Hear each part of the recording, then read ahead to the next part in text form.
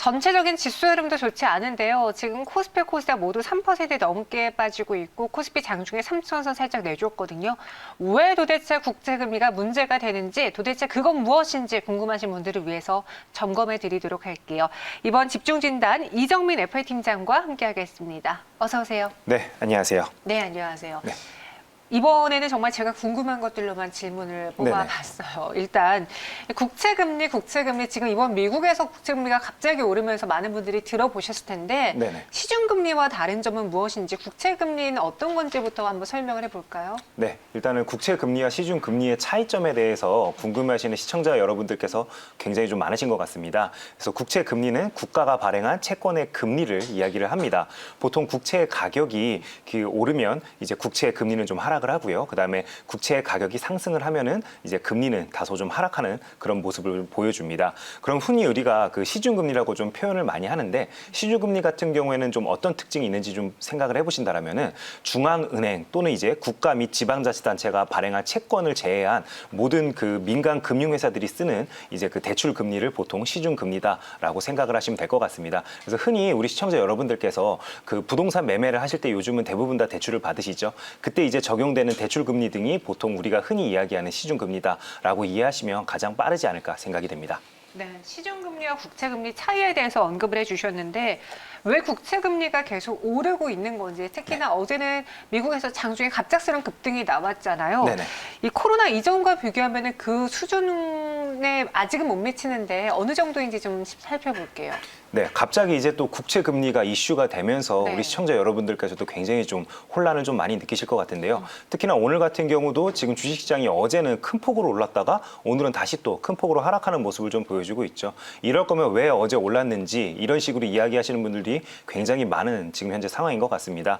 국채 금리 상승은 하지만 그럼에도 불구하고 당연한 수순이다라고 좀 생각을 해주시면 될 것 같은데요. 경기가 회복을 하면서 이제 나타나는 성장통 중에 하나가 바로 금리의 상승이다라고 좀 생각을 해주시면 될 것 같습니다. 우리가 흔히 그 기업들이 실적 개선이 빠르게 이루어지고 있고 그다음에 코로나 위기로 이제 한동안 판매를 좀 이제 염려하던 업체들도 요즘에는 판매를 늘리고 있죠. 그러면서 동달아 소비도 같이 증가하는 모습을 좀 보여주고 있습니다. 그러다 보니 H&M처럼 이제 그 수화물을 나르는 그런 선박 회사들의 그 주가도 굉장히 좋은 흐름을 보여주고 있죠. 그만큼 글로벌 교역이 증가하고 있다는 반증이 될 것 같습니다. 우리가 경기가 나빠서 일어나는 이런 현상들이 아니라 너무 우리 생각보다 좋기 때문에 이러한 현상들이 일어나고 있다라고 우리 시청자 여러분들께서 이해를 하시면 될 것 같은데요. 지난해 1월에 그 미국채 10년물 금리가 0.533%까지 떨어지기도 했습니다. 오늘 새벽에 이 금리가 1.5%를 돌파하면서 이제 시장의 기대치가 상단은 1.5% 정도로 생각을 했는데 그걸 이제 초월하면서부터 시장에서 이제 염려하는 목소리가 본격적으로 나오면서 다우존스 지수와 나스닥이 큰 폭으로 좀 하락을 했던 건데요. 한때 그래서 1.614%까지 상승하는 모습을 보여줬습니다. 그래서 마지막에 결국 종가에는 1.52%까지 좀 떨어지면서 끝나는 모습을 좀 보여줬는데요. 그럼 방금 앵커께서 말씀하신 것처럼 직전 5년간의 평균적인 미국 10년채 금리를 좀 놓고 봤을 때는 2.2%에서 2.3% 사이였습니다. 그렇기 때문에 지금 어떻게 보면 오늘 이제 종가로 끝났다고 말씀드렸던 1.52%가 굉장히 높은 수준은 아니다. 하지만 이제 급격하게 금리가 상승하는 모습 분명 좀 염려할 부분은 있긴 있다. 하지만 그렇다고 우리가 너무 염려해서 오늘보다 내일을 더 불안해할 필요는 없다라고 좀 말씀을 드리겠습니다. 네, 코로나19 이전과 비교했을 때는 여전히 낮은 수준이지만 그 상승폭 때문에 투자자들이 걱정을 하신 거고요. 그럼 국채금리가 오르면 도대체 시장에 어떤 악재길래 우리가 이렇게 두려워할까 궁금하신 분들이 많을 텐데요. 외국인 투자자들의 자금 이탈을 유도하는 건가요? 어떤 단점이 있죠? 네, 외국인 투자자들의 그 자금 이탈뿐만 아니라 네. 이제 가장 큰 부분에서는 당연히 미국 주식 시장에서 이제 그레이트 로테이션이 그동안은 예를 들어 채권 시장이나 아니면 뭐 신흥국 시장에서 미국으로 너무 돈이 흘러간다던가 이런 식으로 많이 염려를 했다라면은 지금 이제 주식 시장에서 채권 시장으로 큰 돈들이 빠져나가지 않을까 이런 식으로 염려하는 게 가장 크다라고 좀 말씀을 드리겠습니다.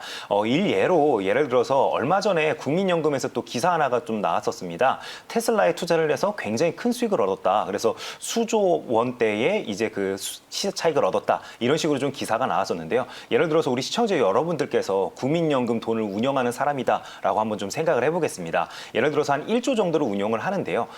지금 현재 그 1조를 굴리는 데 있어서 S&P 500 지수를 추종하는 그 S&P 500에 속하는 종목들의 배당 수익률이 평균적으로 연 1.48% 정도라고 이야기를 합니다.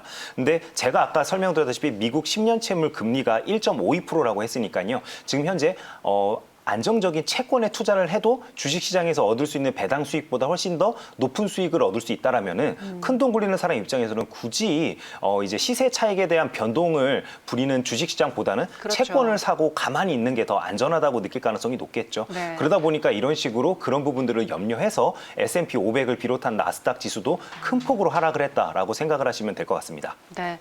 오늘 시장 승질 나서 잘 못 네. 보겠다는 시청자분들도 계세요. 그렇죠, 맞습니다. 이게 국채금리 말씀하신 것처럼 이전과 비교하면 여전히 낮은데 우리가 계속 이 뉴스에 주목하고 있는 거는 안 그래도 불안한 시장이기 때문인 것 같아요. 네네. 실제로 이제 파월 의장의 경우에는 다시 한번 강력한 시그널을 줬음에도 불구하고 네네. 이제는 연준 못 믿겠다라는 이야기까지 나오는 거잖아요. 맞습니다. 네. 그 파월 의장이 이번 주에 안 그래도 시장에 되게 우호적인 발언을 하면서 네. 어제 우리나라 주식시장도 그에 화답하듯이 굉장히 큰 폭의 상승이 나왔죠. 하지만 그럼에도 불구하고 이제 오늘 새벽 중에 이제 미국 시장에서 급격하게 금리가 좀 오르는 모습을 보여주다 보니까 이런 식으로 실망성 매물들이 좀 나오는 게 아닐까 싶습니다. 일단은 그 이번 주 파월 의장이 뭐라고 얘기했는지부터 우리 시청자 여러분들께서 좀 알고 계시면 좋을 것 같은데요.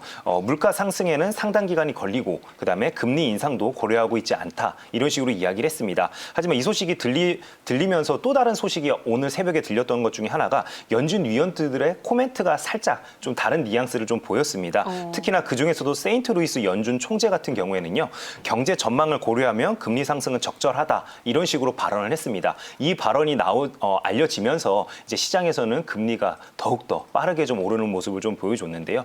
시청자 여러분들께서 좀 알고 계실 게 이런 식으로 연방준비제도가 시장에 개입할 수 있는 방법은 두 가지가 있습니다. 첫 번째로는 바로 구두 발언, 그러니까 이야기를 통해서 이제 개입을 하는 발언이 있고요. 그다음에 두 번째로는 이제 액션을 취하는 방법이 있을 것 같은데요. 이미 파월 의장 같은 경우에는 구두 발언으로 시장에 개입을 했습니다. 그럼에도 불구하고 지금 현재 시장에서는 약발이 안 먹히는 상황이다라고 보고 있기 때문에 그럼 시장에서 기대하는 부분은 이제 액션으로 넘어갔다라고 좀 기억을 해주시면 될 것 같은데요. 이제 그러면은 연준에서 할 수 있는 액션에 대해서 우리가 좀 생각해 볼 필요가 있을 것 같습니다. 예를 들어서 국채를 좀 지속적으로 매입을 해서 시장에 돈을 더욱더 많이 푼다던가 또는 양적 완화 관련해서 정치권에서 빨리빨리 뭔가 이렇게 좀 예산을 통과시킨다던가 이런 식으로 시장에서 기대하는 것 이상의 뭔가 액션이 나온다라면은 당연히 주식시장은 자연스럽게 턴어라운드 할 것이다라고 생각을 하고 있습니다.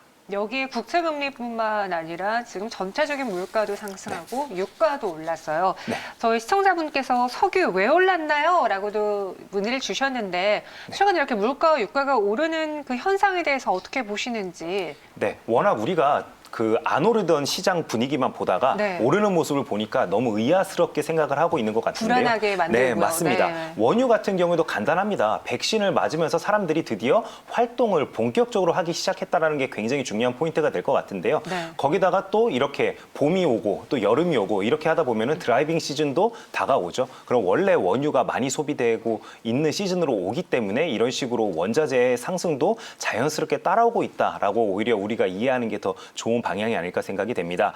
특히나 이런 시장의 조정이 나올 때마다 개인 투자자분들이 염려하시는 게 항상 있죠. 수익을 조금 실현해 놓을 걸 또는 현금 비중을 좀 마련해 놓을 걸 이런 식으로 많이 좀 생각을 하시기 마련인데요. 저는 큰 틀에서는 지금 주식시장의 오늘과 같은 하락이 본격적인 하락의 초입 구간이라고는 생각하지 않습니다. 왜냐하면 미국을 우리가 바라봤을 때는 여전히 양적 완화를 하겠다라는 게 결국에는 주요한 그 방향성이기 때문에 이런 방향성이 크게 틀리지 않았다라면은 조정이라고 생각을 하고 오히려 내가 그동안 비싸서 못 샀던 주식을 분할 매수 관점으로 좀 접근하는 방향으로 다가가자라고 좀 말씀을 드리겠고요. 네. 예를 들어서 어느 정도 예수금이 되어서 포트폴리오 관점으로 접근하시는 분들은 유틸리티나 이런 아니면 원자재 관련된 종목들을 좀 담아보시는 것도 하나의 방법이 되겠지만 일반적인 개인 투자자분들이라면 저는 이런 방법들보다는 오히려 지금 현재 올해 우리나라 같은 경우에는 수출 물량들 중에서 쇼티지 나는 부분들이 이미 정해져 있습니다. 한 3가지 분야로 압축해서 좀 말씀을 드릴 수 있을 것 같은데요. 이런 부분에 좀 집중적으로 분할 매수 관점으로 좀 접근하는 게 오히려 맞는 방법이 아닐까 싶습니다. 대표적인 예로는 반도체로 일단 먼저 좀 말씀을 드리겠고요. 반도체 같은 경우에는 어제도 SK 하이닉스가 큰 폭의 상승이 나왔죠. 디램 고정 가격이 굉장히 빠르게 이제 반등하는 모습을 보여주다 보니까 SK 하이닉스도 그만큼 이제 급격하게 상승이 나왔습니다. 근데 반도체 같은 경우에는 이런 공급 부족 현상이 단기간 안에 해결되기가 굉장히 힘듭니다. 왜냐하면은 설비도 비싸고 그다음에 설비를 세팅하는데도 굉장히 오랜 시간이 걸리기 때문에 그런 부분에서는 당분간 이런 현상은 이어질 거다라고 생각을 해서 우리 시청자 여러분들께서 좀 접근하시는 게 맞는 방법이 아닐까 생각이 되고요. 그다음에 두 번째로는 바로 백신을 좀 말씀을 드리겠습니다. 지금 현재 전 세계적으로 선진국을 시작으로 백신 접종이 시작이 되었습니다. 우리나라 같은 경우에도 백신 접종이 시작이 되었죠. 하지만 이런 전 세계적인 인구로 놓고 봤을 때 지금 현재 백신 맞은 인구는 1%가 채 되지 않습니다. 그렇기 때문에 이런 백신들의 수요는 앞으로도 계속 증가할 수밖에 없다. 그럼 이 백신을 과연 생산하는 나라가 어느 기업들이냐를 놓고 봤을 때 우리나라 이제 그 백신 생산 업체들이 전부 다 수혜를 지금 현재 잇고 있는 상황이죠. 그렇기 때문에 직접적으로 백신을 생산하는 업체들 위주로 우리 시청자 여러분들께서 접근해 보시면 굉장히 좀 좋은 접근 방법이 아닐까 생각이 되고요. 마지막은 바로 2차 전지에 관련된 부분을 말씀을 좀 드리겠습니다. 2차 전지 같은 경우에는 이렇게 생각하시면 될 것 같아요. 어제 아이오닉 5가 사전 예약을 실시를 했습니다. 1년간 현대가 잡아놓은 판매량이 2.5만 대를 지금 현재 예상 판매량으로 잡아놨는데요.